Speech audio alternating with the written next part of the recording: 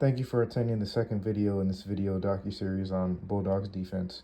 So now we're discussing the 2-3 zone, where to be in the 2-3 zone, how we're going to run it, things like that. All right, where this is just the addition in regards to the zone. So essentially now with the zone, whoever the 5 is, or they're always going to be in the middle, right? So their primary objective is to protect the paint, is to secure rebounds, box out, secure rebounds, and to get a good contest, preferably if they're able to help whenever someone cuts. That's really what the 5 wants to do. Now, in certain situations, a really efficient, good shooting team may run a 5 out, or all 5 players beyond the 3-point line. I don't think there really is a team that will run 5 out often, because that signifies that their entire starting 5 are usually good shooters, which I mean, I just don't see it running. I mean, maybe a closer two may run it a little bit. Now, if they happen to run 5 out, if we're in the 2-3, or even if they run a pick and roll, all right. Whoever the 5 is now, whether I have pick and roll defense with Dari, we might try to run that, or pick and roll defense with Ayush, right? So whoever's on the each side of the perimeter, whether that's the 1 or the 2. Up top, basically, the 2 people up top are either going to get helped by Ayush in the pick and roll or Dowry in the pick and roll. Now, if Dowry helps, I do want Ayush rotating I want Ayush to rotate to Dowry's corner, and then in that scenario, Ayush will crash from the corner, and Dowry will box his man out, so that way Ayush can come in, and I would like the 3 to also crash. The only people that should really be running back on outlets on the fast break is, definitely first the 1 and the 2. Whoever gets the rebound, what most of the time will be the 5, if not the 4, sometimes the 3 will get the rebound, unless it's like a long rebound. Then in that case, the guards may get it. But really, I want whoever is up top to sprint, all right? This is why the cardio and the running is so important, because I would like to run a high, fast-paced offense, and, the defensive opportunities we're going to have by creating havoc on the defensive end is going to lead to offensive opportunities with easy layups. That's my primary goal, is I want to be able to get everyone in good enough shape to run traps and to be able to run full court press. All right, now we probably can't run that yet because our conditioning isn't really there yet, so we're going to take it one step at a time. And that's really why I stress on the conditioning, because if we're not conditioned, we can't run the defense the way that we should be running it, and it's not going to work, all right? So in the 2-3, as long as the 3s and the 4s are crashing, we should still be able to efficiently rebound in the 2-3, all right? So whoever the 3 and the 4 is, you will be crashing. Be ready to crash. If you're not the best rebounder, I want you to at least put a body in your man and have a good box out, all right? So what we don't want is we don't want 2-3 people in the paint against Aish by himself, and, he can only fight one off at a time. So, if that happens, I need my power forward, my 3 and my 4, to be able to crash with Ayush. If the 3 and the 4 and their team are crashing, the 3 and the 4 and our team need to be crashing, all right? We have to compensate with however many people they have crashing the glass, because I do want to stress one thing, is that we need to win. One of the most important battles we have to win every game is the rebounding battle. So Ayush is a strong rebounder, but again, if he's by himself, there's only so much he can do if 2 or 3 people come to crash. So that's why I really need whoever is in the game, my 3 and my 4, to crash and box out, help Ayush, secure the rebound. And once we secure that rebound, we're looking up, all right? We look up every single time. Our first option is to throw that outlet pass, all right? That pass has to be quick. Whoever's up top has to run.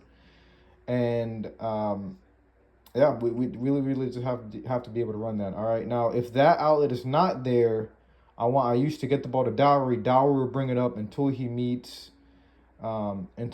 preferably meets the point guard, which will be Jaden. All right, Jaden's going to be playmaking guard. I do want Dalen playing off the ball as a scoring guard.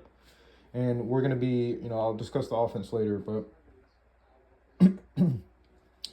essentially how I want to be able to run it is that we're active, all right? We'll still be able to close out on 3s, and we're still able to get contests on the perimeter. Now, if they're not running a 5 out, usually on pretty much every team we're going to play against, there's going to be 1, maybe even 2 guys that's not the best shooters, okay? Those are the people we're going to play off of. We're going to give them space, and we're going to help and, more focus on the primary scorers, the primary shooters in the other team. Those are the ones we have to focus on, all right? If we're leaving a guy that can't shoot, you know, that can be okay in certain, because sometimes we might dare him to shoot until he makes one. All right, so now the corners, my corners, I need the corners to be guarded. All right, I need the corners to be guarded for on the threes.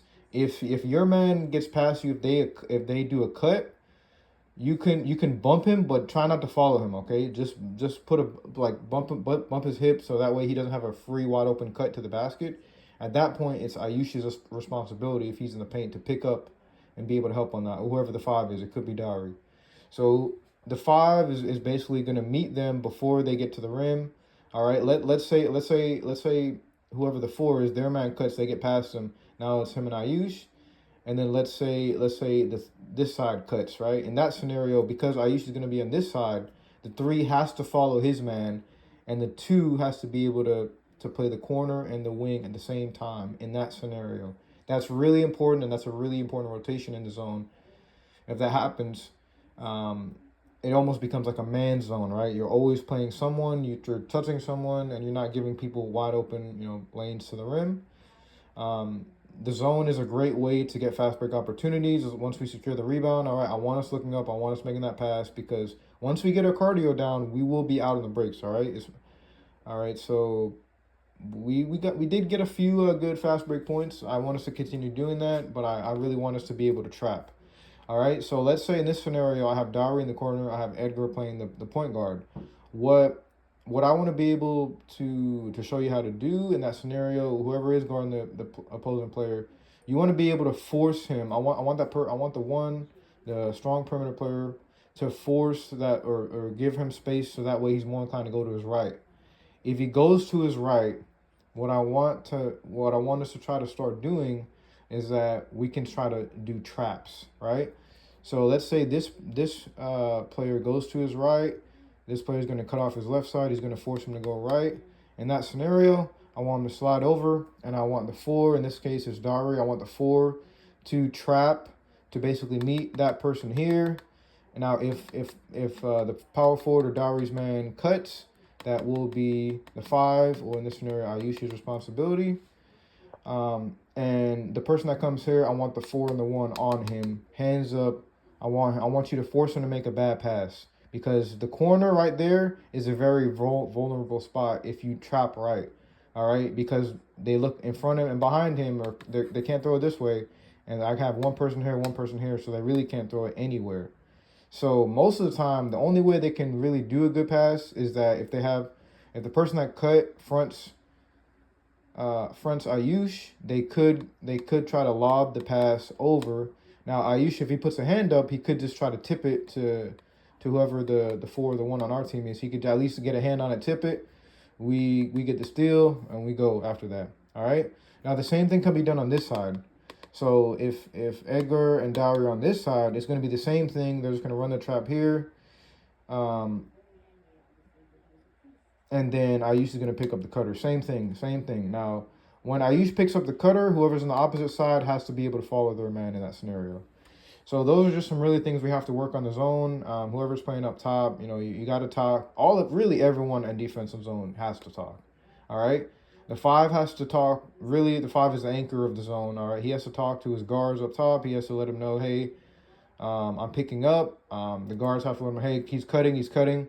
At least talk to Ayush so that way he knows. All right. If you don't talk, then he has to look all over the court. All right. So if he's seeing and you are talking to him, it's going to help on defense. All right. We want to be visual and auditory on defense, not just visual. You want to talk too. Talking is really important on defense. That way everyone can be on the same page.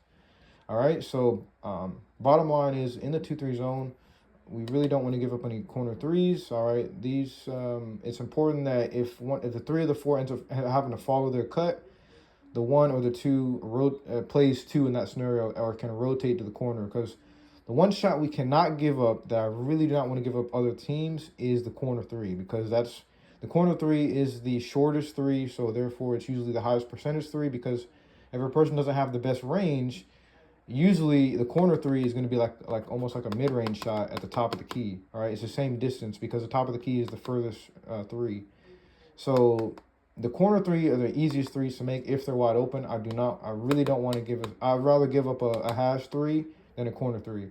I ideally don't want to give up any threes, but if you would ask me which three I'd rather, give up, it's going to be a three from deep hash or top rather than a corner three, because a corner three it's just an easier, higher percentage shot. All right. Thank you for attending this docu-series on the zone, and hopefully we can implement this in our next game.